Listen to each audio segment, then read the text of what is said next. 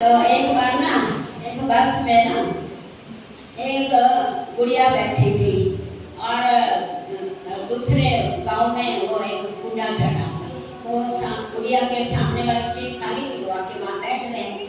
तो गुड़िया कहने लगी गाऊ किस जाओगा? तो वो सोचने लगा बता ये छोरी है तो मेरे को कहती गाऊ मैं किस जाएगा, वो चुप करके बैठा रहा, क्या इसके साथ बहस करनी। फिर वो गुड़िया दोबारा कहने लगी थोड़ी देर में गाऊ किस जाएगा? तो कहते बता अब दोबारा बोले मैं इसका मरोड़ निकाल दूंगा। तीसरी बार फिर 15 मिनट पड़े, फिर गाऊ किस जाएगा? गाऊ ने कहा अब तो इसकी मरोड़ निकालूंगा। कहा छोरी तेरे खातिर छोरा देखने जा रहा तू छोरी बनती है ना।